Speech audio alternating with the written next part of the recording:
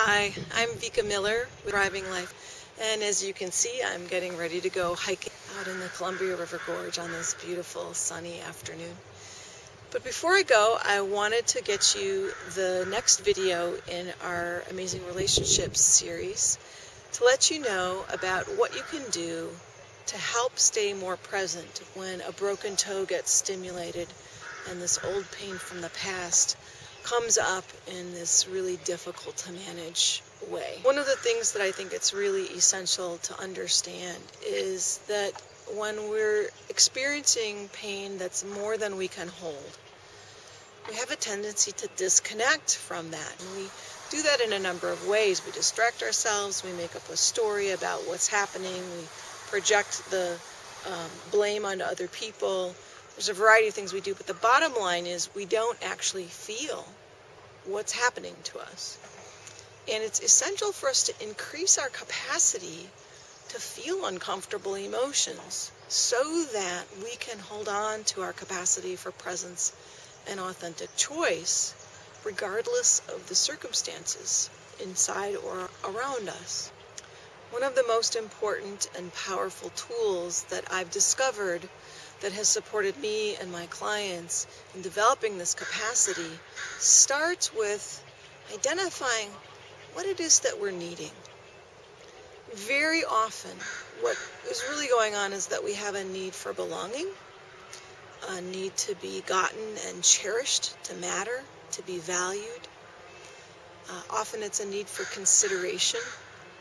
Most of the upsets that we have tend to involve one or more of those kinds of fundamental human needs. We all need to know that we count, that people care about us, that we're valued. And most of us have not learned how to provide this for ourselves. We're looking for it from outside of us, and many of us didn't get enough of this. Some of us didn't get any of it from our backgrounds, from our family of origin. And so very often this is the broken toe that we're dealing with. And to begin to develop a capacity to provide this for ourselves is a fundamental skill that we need as adults. It's part of reclaiming this wholeness and what I like to call plugging our own bathtub. So this metaphor goes like this. Imagine that we have this bathtub that can hold all of the attention and consideration and care and being valued that we could ever want to experience. And usually there are people in our lives who are offering this to us.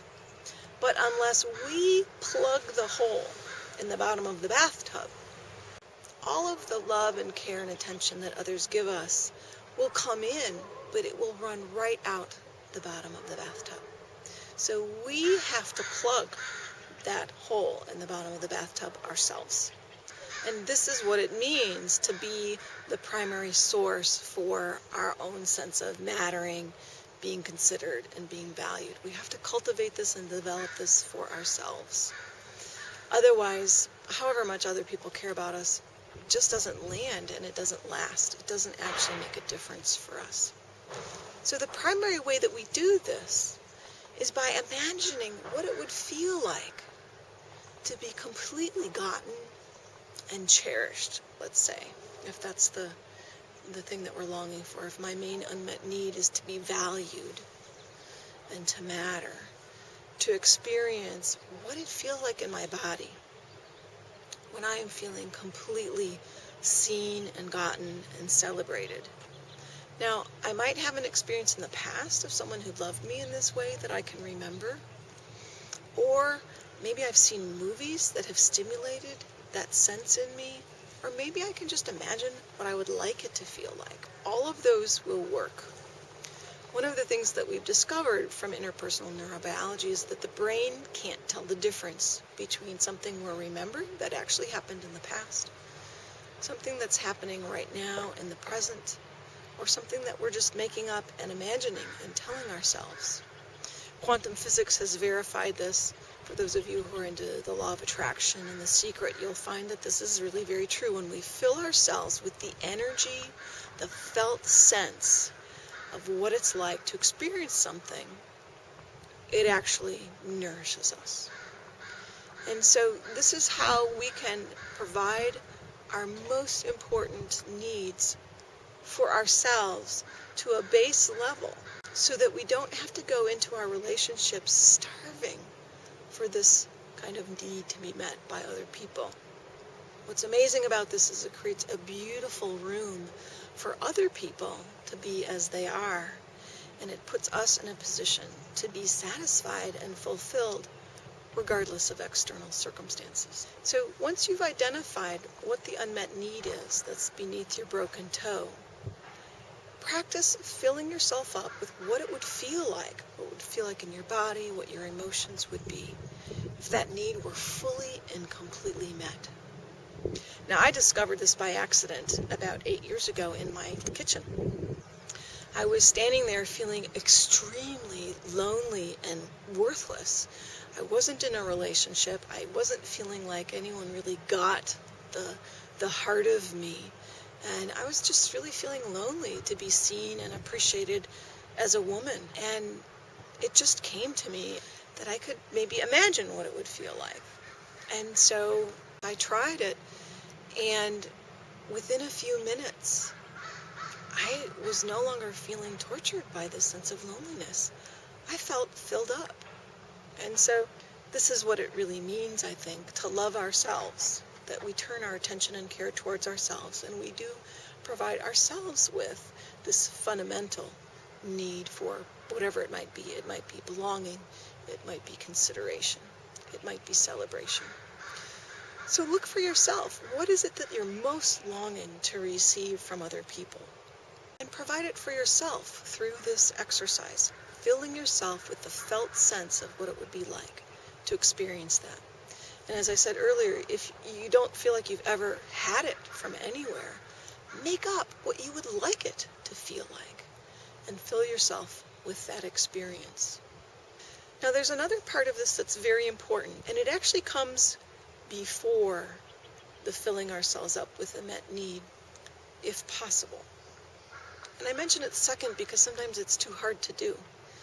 When we're experiencing an emotion that's really, really painful, we may not be able to stay with that for very long. And so it can be very comforting and supportive of us to fill ourselves with the energy of the met need. But it's extremely important to develop our capacity to stay with the experience of the unmet need. And the reason for this is when we have one of our broken toes stepped on, we have to be able to tolerate the pain of that enough to stay present in an authentic choice. When we can't tolerate it, that's when we say things we don't mean and do things that we regret. So we really want to continually expand our capacity to have those uncomfortable experiences and not have to go into thinking or story or blame or remove ourselves from the situation. We really want to just be able to stay present and have the experience we're having, to basically be in our own lives regardless of circumstances. And what we find is the more we're able to stay present, even though we're experiencing this very painful emotion, the more powerful we become in our lives, and the more we're able to create the lives that we really want. This is especially essential in intimate relationships. It's so important for us to be able to not say that thing that we want to say that's going to make us feel better, or to do that thing that we feel like we have to do to stop the pain. It's so important to be able to stay present in an authentic choice so that we're not creating more damage and more distance and more disconnection between us. So those are the practices that I want to offer you today. Filling ourselves with the experience of the met need, and practicing staying present, just noticing and feeling what it's like when that need isn't met. And staying with that as much as we can. We don't want to overwhelm ourselves. If you can just touch it with your toe and then move out of it, that's fine. Any little bit you can do will continue to expand your capacity to stay present when that emotion arises. And I'd like to offer a resource for you. On the resources page at our website, you'll find a listing for shared witnessing. This is actually a telephone practice The practice itself was developed by my friend Eric Suture here in Portland. And it's one of the very best ways that I have found to be held in a compassionate, resonant community while I practice being present with really whatever is arising, but especially anything uncomfortable. Nonviolent communication and shared witnessing were the two things that dramatically altered my capacity to be present and at choice in my life. And I really recommend that you try it out. Go to the website, look at the description of the practice. You can do it alone or with one other person, but I highly recommend getting on one of the calls that happen 4 days a week and experience this beautiful, compassionate, resonant community and what it's like to have our experience witnessed by others. That's our video for today. I'm going to head out hiking, and I look forward to seeing you next time. Bye for now.